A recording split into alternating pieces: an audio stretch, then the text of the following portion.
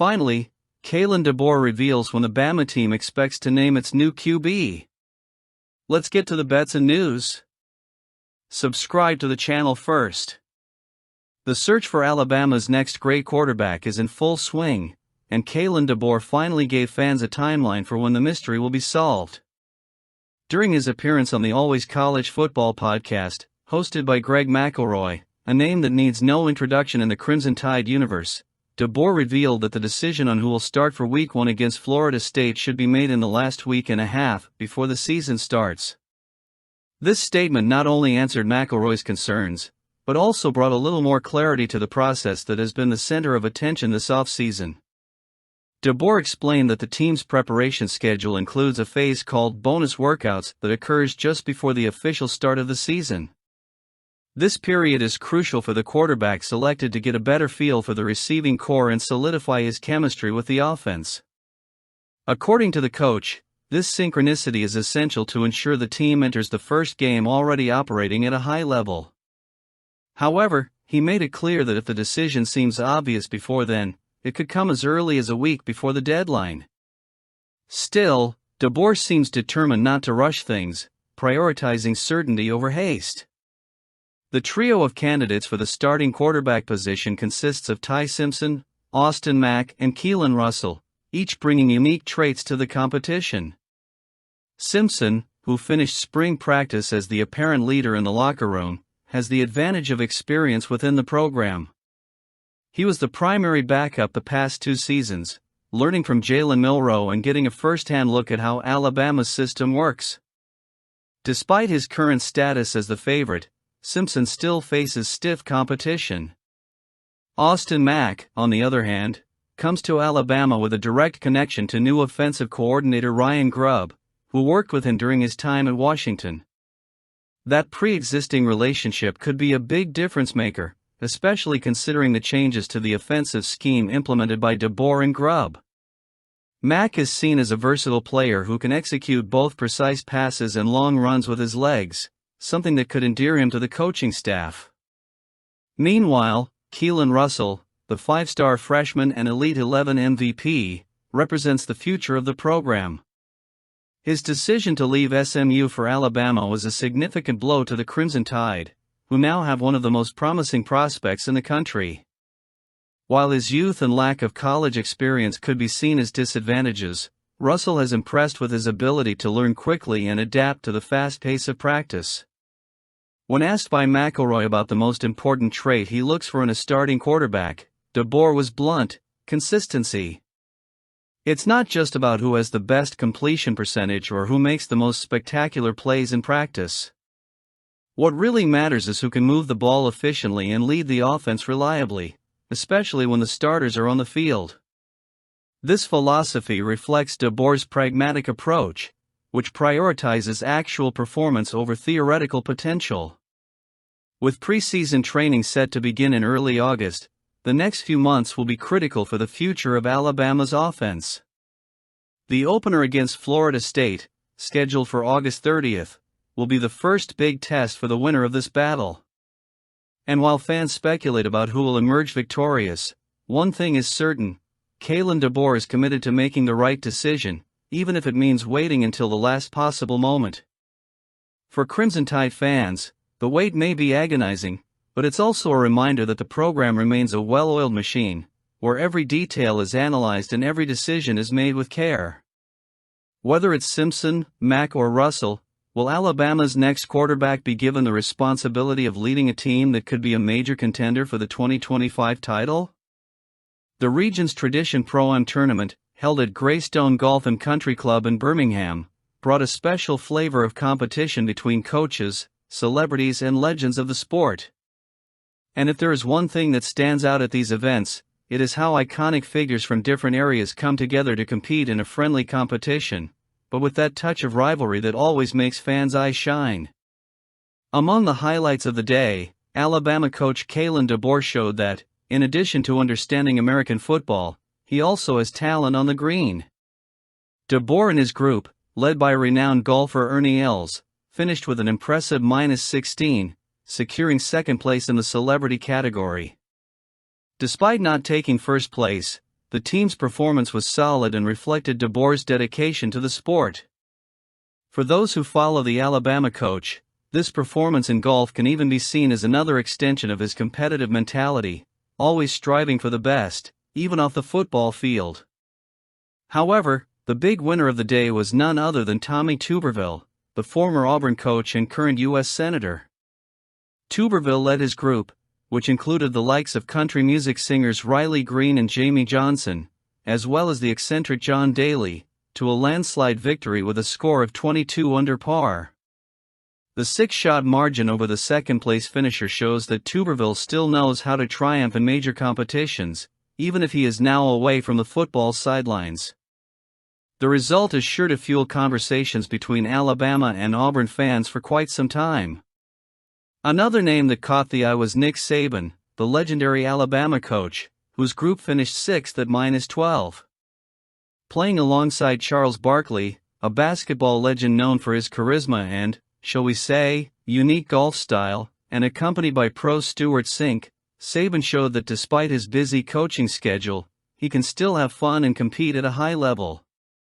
Although his public handicap is 10.6, Saban proved that his presence on the green is still an attraction in itself, especially when he is alongside figures like Barkley. Hugh Freeze, Auburn coach and Alabama's eternal rival, had a more discreet performance. His group finished in 9th place at -10, beating only Kirby Smart and Greg Sankey, who tied for last place among the celebrity groups. Despite his middle-of-the-pack position, Freeze showed that he is willing to participate in these events and engage with other personalities from sports and culture. An interesting aspect of the tournament was the diversity of participants, with athletes from different sports and even celebrities from country music joining the competition. Trent Dilfer, UAB coach and recognized as one of the best golfers among college coaches, secured 5th place at -13.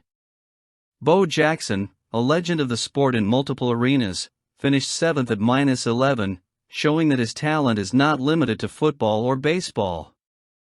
The event also featured some other well-known Alabama names, including former Crimson Tide quarterbacks Greg McElroy and A.J. McCarron, who led a team that finished tied for 8th place at -12. Even though they're no longer on the field, these former players continue to embody the competitive spirit of the Alabama football program.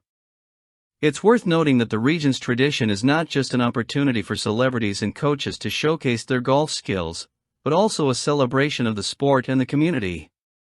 The tournament benefits local causes and brings attention to Birmingham, cementing its status as a major event on the regional sports calendar. And if there's one thing that's clear from the results, it's that the rivalry between Alabama and Auburn and even other SEC programs goes beyond football and even under the greens. Kalen DeBoer may not have taken home the trophy, but his performance certainly made Alabama fans proud. And as Tuberville celebrates its victory, Crimson Tide fans can take solace in knowing that, at the end of the day, the true stage of glory is still the football field. And when it comes to recruiting, the backbone of any successful program, the Tuscaloosa team has once again shown that it is willing to do whatever it takes to maintain its place among the giants of the sport. In fiscal year 2024, Alabama ranked just behind Tennessee as the SEC's second highest spender on recruiting, shelling out an impressive $5.3 million. That number not only reflects how seriously the program takes its pursuit of new talent, but also demonstrates the commitment of Kalen DeBoer and his staff to building a team capable of continuing to dominate the national stage. It's impossible to ignore the significant jump Alabama has made in recruiting spending over the previous year.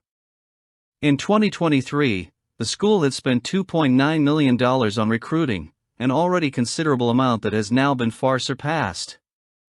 That nearly $2.5 million difference shows that Alabama understands the need to step up its efforts amid growing competition within the SEC. After all, this is a conference where the battles begin long before the games themselves. They happen in visits with players, in meetings with families and coaches, and in building connections that can define the future of a program. Alabama knows this better than anyone, and these numbers are proof that the team is not willing to give up its leadership position. Tennessee has taken over the top spot in the rankings with $5.4 million in spending, but the difference of just $100,000 over Alabama means that the two programs are virtually tied for the top spot. This raises an interesting question: is Tennessee trying to outdo Alabama not just on the field, but behind the scenes as well? If so, the Crimson Tide appear to be responding in kind. The increased spending reflects a clear strategy to not only maintain its level of excellence, but also to adapt to the changing landscape of college football. With the advent of the transfer portal and new rules that allow athletes to explore opportunities outside their home programs, recruiting has never been more crucial. Another point that stands out is how Alabama stacks up against other traditional SEC programs. Georgia, for example, which led in spending in fiscal year 2023 with $5.3 million, saw its numbers drop to just over $4 million in 2024. Likewise, Texas A&M, which ranked second the year before, also reduced its spending, dropping to $4.1 million. Meanwhile, Alabama has aggressively increased its spending, showing that the program is willing to make the necessary adjustments to remain competitive. It's not just about spending money, but about spending it strategically, ensuring that every penny is directed toward attracting the best talent available. And what about Auburn, Alabama's interstate rival? Not only have the Tigers reduced their recruiting spending, but they've also remained stagnant at 12th among SEC public schools. With just under $1.5 million invested, the difference in approach between the two programs is clear. While Alabama is picking up speed, Auburn seems to be sluggish, which could have serious implications for the future of the Iron Bowl matchup. After all, recruiting is the fuel that powers any team's engine, and Alabama is showing that it will not hold back when it comes to ensuring its supremacy. It is also worth noting the case of Mississippi State, which, despite having increased its spending, is still the only public school in the SEC to invest less than $1 million in recruiting. This puts into perspective the size of the financial commitment that Alabama is willing to make. It is not just about competing with direct rivals, but about positioning itself as a top destination for young talent who dream of making it to the NFL. Alabama knows that in order to attract the best, it needs to offer something special, and that includes not only on-field resources, but also robust support in the recruiting process. What we see here is an Alabama that is evolving, adapting and, above all, investing heavily to remain the gold standard of college football. The increase in recruiting spending is not only a reflection of the fierce competition within the SEC, but also a clear sign that the program is committed to building a lasting legacy. We want to see the team on the field in 2025 reflecting well-spent spending. Let us know what you think.